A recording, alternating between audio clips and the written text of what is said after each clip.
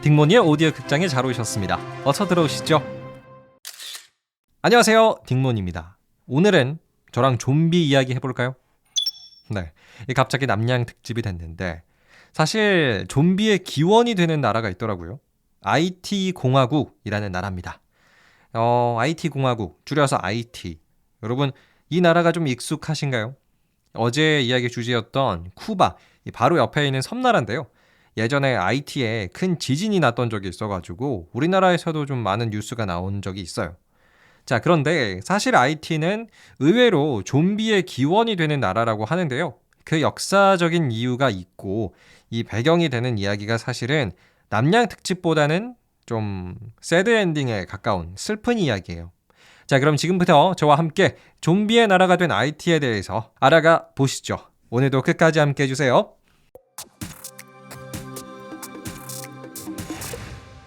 네, 본격적인 IT 좀비 이야기를 하기 전에 IT에 대해서 조금만 더 알아가 볼까요? 여러분, IT의 수도는 포르토프랑스라는 곳이고 언어는 프랑스어와 IT 크레올러를 써요. 그리고 한 가지 신기한 거, 인구의 95%가 흑인, 나머지 5%가 흑백 혼혈입니다. 자, 그런데 좀 이상하지 않으세요? IT는 명백히 중남미에 위치한 나라예요. 근데 중남미 사람들은 흑인이라고 부르지 않고 라틴 사람들이잖아요. 근데 IT는 중남미에 위치한 나라임에도 불구하고 아프리카에서 건너온 흑인들이 인구의 95%를 차지하고 있습니다. 자, 왜 이런 상황이 생겼냐면 역시 역사에서 그 이유를 찾을 수가 있습니다. 좀비의 역사도 마찬가지고요. 자, IT의 역사 시작해 볼게요. 때는 1400년대 또 콜럼버스입니다. 사실 어렸을 때만 하더라도 이 콜럼버스가 되게 좀 멋있는 탐험가, 대항해 시대를 연 위인 이렇게만 생각을 했었는데 역사를 알면 알수록 뭐랄까요? 이 콜럼버스가 중남미 이런 나라들한테는 정말 재앙을 가지고 온 사람인 것 같아요. 자, 콜럼버스는 이번에도 오늘날의 IT 섬을 발견합니다.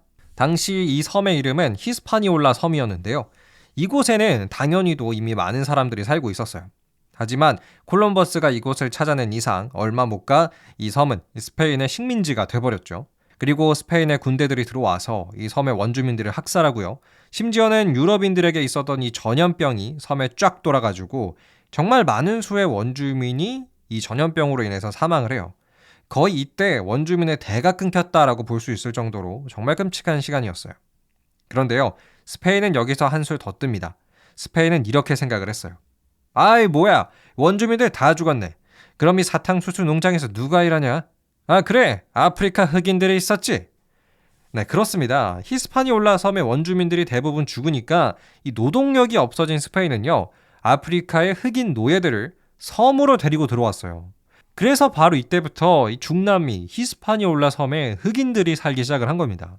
정말 순전히 노동의 목적으로 아프리카에서 중남미 섬으로까지 오게 된 거죠. 이곳에 정착하게 된 흑인 노예들은 끊임없는 노동에 시달려야만 했어요. 자, 그런데 때는 1600년대 후반, 시대가 바뀝니다. 스페인이 이 섬의 지배력 한 3분의 1 정도를 다른 유럽의 나라한테 뺏기거든요. 야, 우리도 히스파니올라 섬 지배 좀 하자 라며 등장한 나라가 누구냐? 프랑스였어요. 이 프랑스는 히스파니올라 섬의 왼쪽을 지배하게 됩니다. 그래서 오늘날에도 보시면은 히스파니올라 섬의 왼쪽은 지금 현재 IT고요. 오른쪽은 도미니카 공화국, 아예 다른 나라예요. 그러니까 한 섬에 두 개의 나라가 탄생해 있는 상황입니다. 자, 그래서 이때부터 IT는 스페인이 아니라 프랑스의 지배를 받게 되는데요. 사실 달라지는 건 크게 없었어요. 여전히 IT의 흑인 노예들은 심각한 노동 착취를 당했습니다. 얼마나 심했냐면요.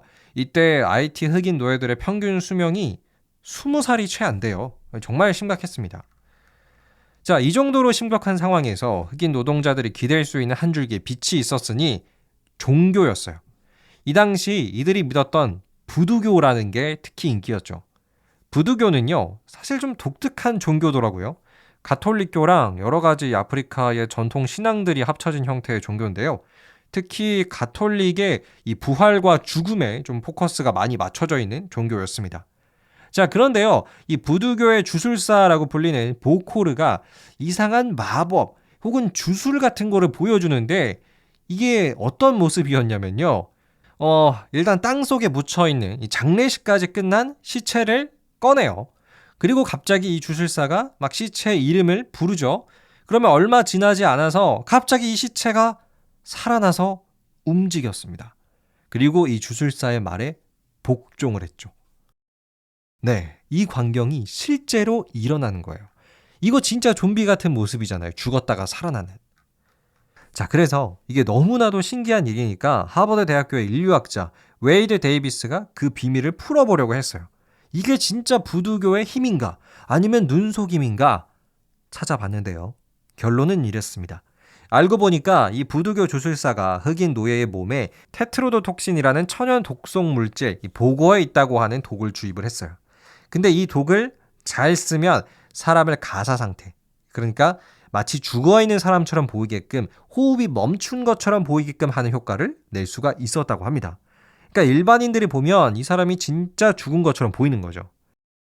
근데 어쨌든 진짜 죽은 게 아니기 때문에 시간이 지나면 깨어나기 마련인데 이때 주술사가 또 독말풀이라는 독성 물질을 또 먹어요.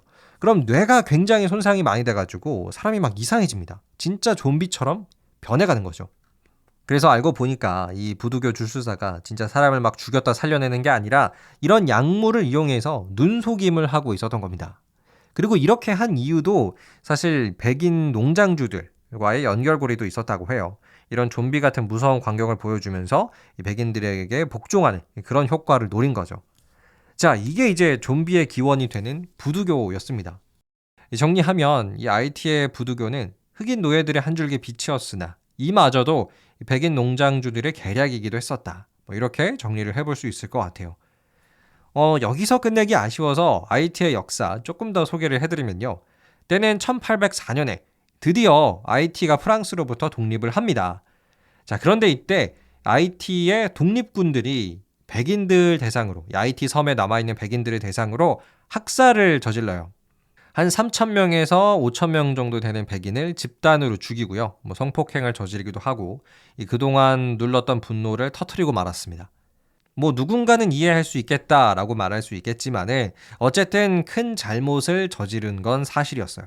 그리고 국제사회에서도 IT는 손가락질을 받았고요. 심지어는 피해자 프랑스가 야, 너네 범죄 저질렀잖아. 돈 내놔 하면서 배상금 요구를 해가지고 결국에 IT는 한 120년 동안 빚만 갚아야 됐습니다. 그래서 지금도 IT는 굉장히 또 경제적으로 어려운 나라로 남아 있죠. 끝!